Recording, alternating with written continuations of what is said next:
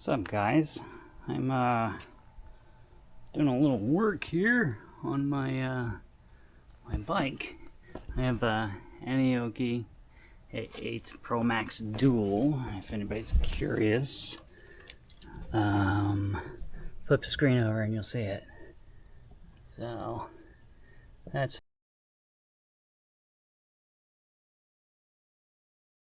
the single controller that they have. The other thing is I'm actually installing a little portable charger, you know, something I could charge my phone or my stuff with when I am out riding. I've had some hairy circumstances, or it wasn't for me or for my wife, because my phone died and I was in the middle of nowhere and she was freaking out. So I got this converter. You see it goes from input from 17 to 65 volts and output's 12 volts. So that's what I need for my little doohickey thing here. See, it actually has a rain cap. You see here, I guess, a switch, digital display, voltmeter, indicator light, and yeah, all that fun stuff, so I can charge my phone. Anyways, I got this thing here. I'll do the measurements in a little bit, but what I did, I don't really have space to put it in there, and it was already a pain in the butt trying to get that thing out. So what I did, I took this piece off here, and it's just 2 Phillips screws up here and 2 Allen screws down there, and I pushed the wire up and gave it some space. So as you guys know, some of these wires, not all of them are routed on the outside, some are actually routed in this little tunnel here. So I have these little wire fishing lines I bought from Harbor Freight, like 10 bucks, and you see I went in here. I don't know if you can see the yellow. There's the yellow. So I went through the forks, pushed it back until I saw the wires, and then I fished it up with a stupid O-ring hook to get that piece out. It's like a tie a string and pull it back. Now, the cool thing is, back to what I was saying, this converter actually fits right back there, inside there. So I think that's a pretty good spot. It'll definitely be easier to get to when I need to, taking out those 4 screws rather than taking out all that stuff. I'll probably double tape it so it's secure. Now, it's not waterproof. I don't know if you could see in there. This is where my finger is. Actually, it's open behind the shocks. So, yeah, definitely not watertight. I did do a, decent job putting some nice glue, or actually it just feels like a plastic cover on there. So it's okay. There is some openings. So you guys who like to even soft wash your bike, probably not a good idea. Especially since you're spraying right here, water goes right into there, goes up there, and then just drifts right down that hole and comes down there with all your little gadgets. And let me tell you, this guy here is totally exposed. You get a drop of water on there, you'll mess it up, right? So I'll probably end up taping this guy off. These two that you see taped up already is my pedal assist. I just turned that off. That was just annoying, engaging when I didn't want it to. So anyways, I'll run it through, and then I'll give you guys an update at the end here on how it's gonna look. I'll say one thing you have to pay attention to. This little USB-C and A port, the way it plugs in with something like this, right? Now, you have to be careful it does give you about a 6-foot wire here, but as you notice, positive is on the male side here, but the positive is on the female here. Now they say you can run this straight to the battery, but I don't know why you would cut it off and run it to the battery. They did supply this thing here with a fuse, so I'll end up changing these connections here for different connections over there. But what I was saying is you have to be careful, because if you hook up the wrong end, you're going to be hooking up positive to negative. See that positive and negative? Red wires on top on the left side and red wires on the bottom. Gotta be careful. So just flip it over and make sure that you use the other end of it. And now you see positive, or the red wires on the bottom and the red wires on the bottom on the left and right. So once you push this together, it has a pretty good water seal. The other end actually connects to a little controller here, so I'll get to that later. So just wanted to make you guys aware of that. Okay, so here we're at. I ended up putting it right here. I don't really care about seeing the voltage because it's not the voltage of my battery. You know, every once in a while I'll check on it, but if it's charging my phone, I don't really care. Looks a little busy going on up here. So we have the screen for the bike, cell phone holder. This here, it actually opens up, turn it on. You got the USB-A and then the USB-C.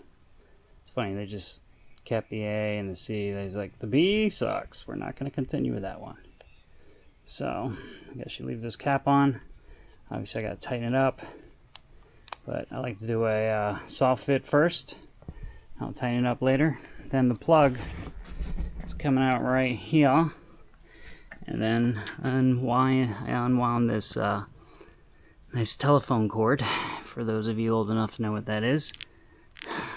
I unwound that, put it in there, and then I undid that one all the way through, and then zip tied it right here, and then zip tied it here and here. So the funny thing is, if I had to do this all over again, I wouldn't have to take any of this stuff out, right? So you have two powers coming in, and obviously it's probably one for the front hub and one for the rear hub, right? And two powers going out, one for the front, guess that, and one for the back, right?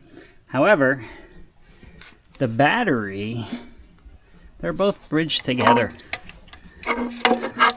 They're like, I don't know, yeah, it's just bridged over here. So you don't even have to take out that big old mess.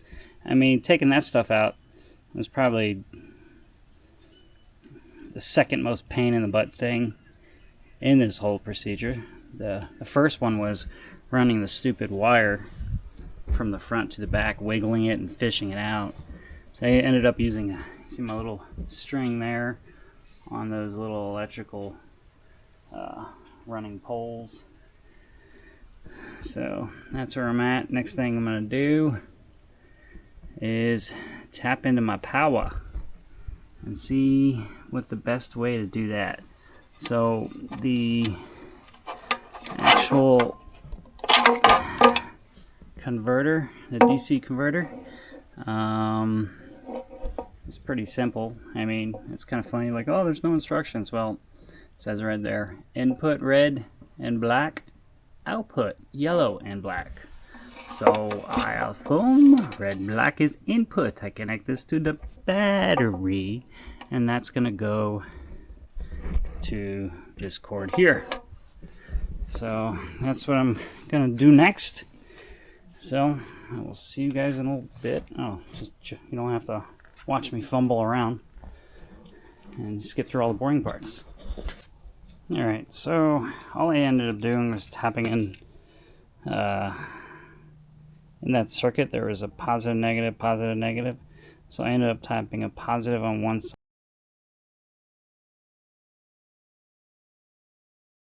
side and a negative on the other. I still got to put that mess away, which actually I want to cover this up so no water gets on it before I put it back, and I'll take the battery out before I put it back. I would suggest if you ever take that out, take the battery out as well. Now, if I went over before, this is the my charger. So let's see. It actually has power while it's off. So it's sucking power out of it right now. But this thing's got to suck a little power, not a lot, right? You can turn it off. Open up the lever here and just turn it off. It would probably take like a year for that to drain the battery. I'm sure it doesn't draw much.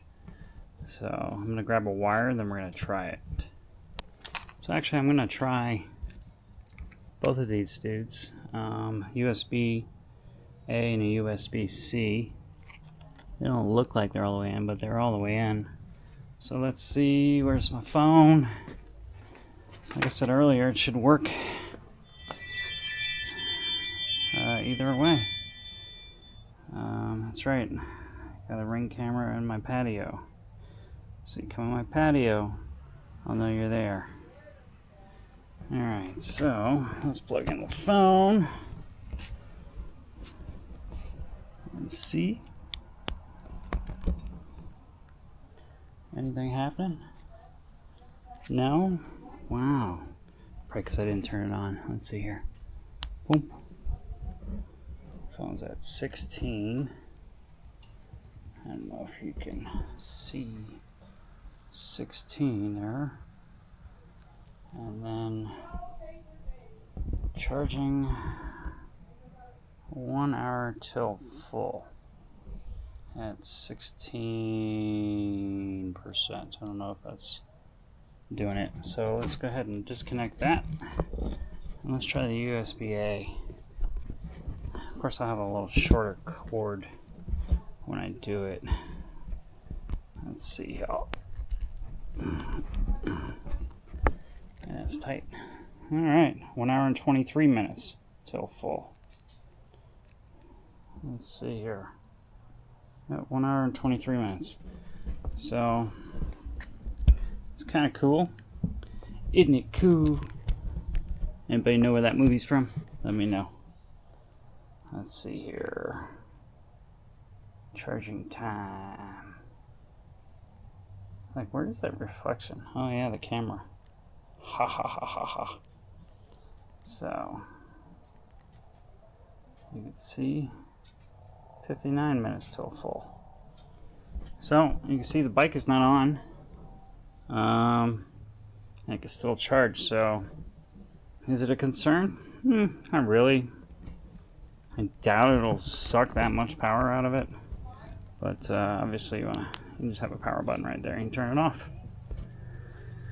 So, disconnect my phone. So, again, went there, plugs in right here, goes down.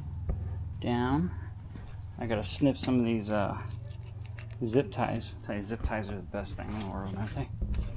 And then that wire is the one that powers it, and I zip tied it there too.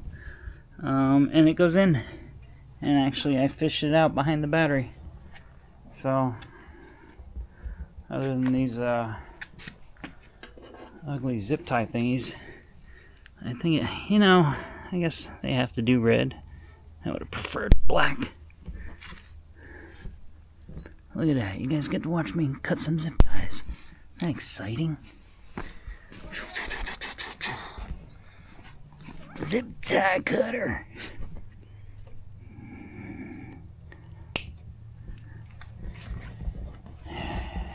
And that's it. I will, it says a motorcycle. SAE to USB charger.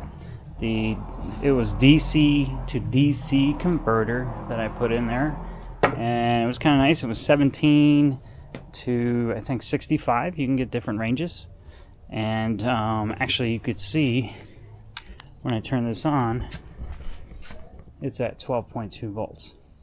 So that's what's coming to this thing. Otherwise it probably would have popped by now. So, alright guys, there you go. Take it easy. Alright guys, I got it all in there. Now, I suggest when you have all this out, stick the top of that in, slide it up, and then go ahead and put those in. Go ahead and, you see the plate doesn't have any kind of gasket or anything, but honestly, if you look inside, I don't know if you can see that in there. There are holes in there. There's a hole in the back. That's where the pedal assist comes out, and the rear motor, the brake light, the rear motor wire, and then there's a pedal on the hole in the bottom. It's probably a drain hole. So yeah, you can see that flap does not work. I think on the newer ones they actually routed this inside, and it probably would have been easier to do when you actually run the wires. So let's go ahead and put this thing back. So if anybody wanted to know, do you have 2 controllers in there on a A8 dual? Nope, you got 1. So yeah, you got 1. You can see there, I got 2. I'll just fast forward the rest of it here. You know, you think you get 2, that the other ones would just be lined up, and they are. Just completing. No more words. Just fast forward.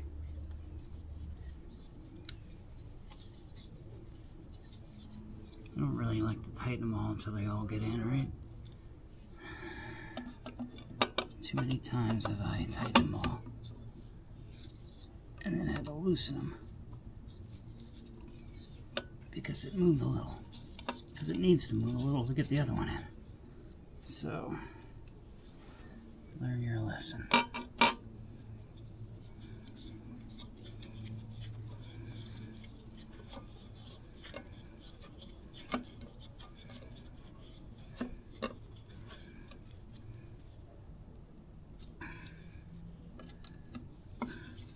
It's like my tire rotation days.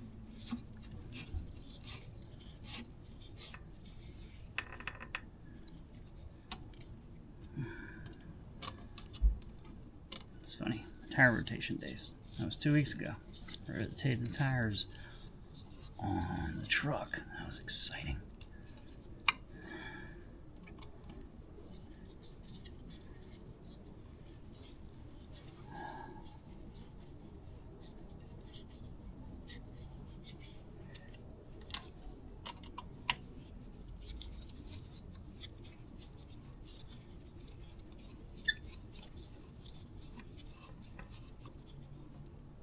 These things are handy, but kind of wobbly, very sloppy.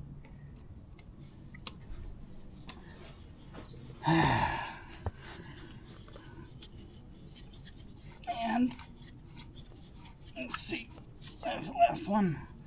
We got 1. That sounded good. That one was tight. So that will make that 2. That one's tight. 3. That one's tight. This one is tight. That one was tight. That one's tight. Now, I'm not sure if I screw anything up when I shove everything back in there. Let's see. Yes. 33 pounds. Battery. I don't know why I always feel like I have to go slow. Beep beep. That's a good sign. And